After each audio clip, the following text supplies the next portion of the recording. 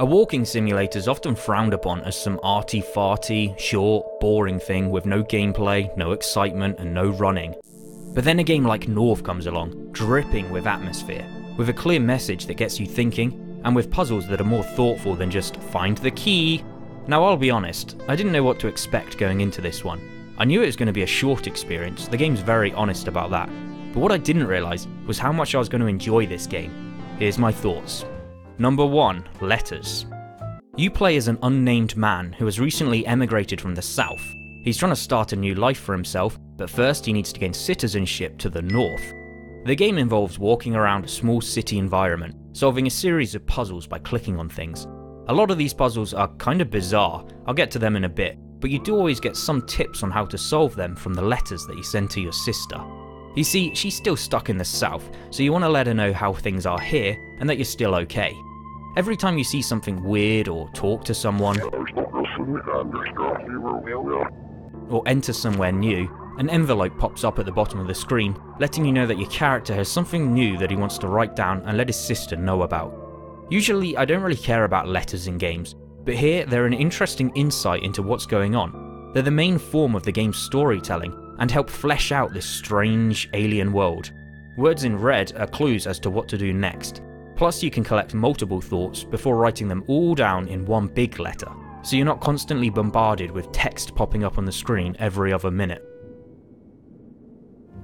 Number 2. Time for work. To become a citizen you need 3 passes, a health pass, a police pass and a work pass.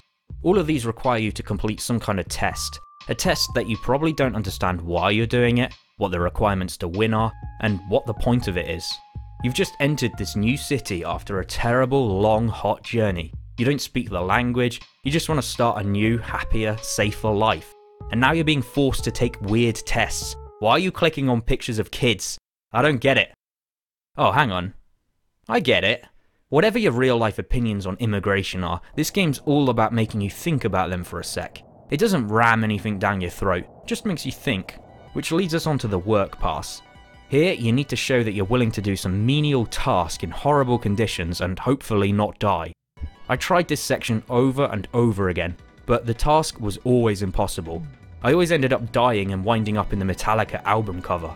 Was this some kind of metaphor? You repeat the same boring task over and over and over again, but continue to wind up in the same place? Well, no, not exactly. The game glitched on me. Now before any of you write any comments saying, oh you missed a bit, that's why. Well, no I didn't. It was a bug, which meant I had to start the game again. The game isn't too complicated. My advice is just to make sure you check everything, read your letters to find any clues, and you should be fine.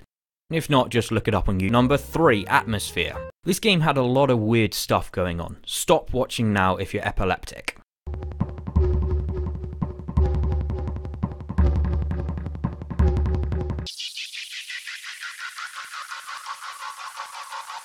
Every room has its own feel to it, and the atmosphere changes as you move from one to the other, from the cold streets with that howling wind, to the creepy church.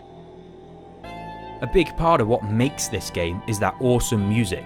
For such a short game, it does boast a lot of good tracks. These all help add to how you feel when doing something, from writing a letter, to the intensity of working. It's creepy, it's intriguing, a little disturbing, but worth trying out.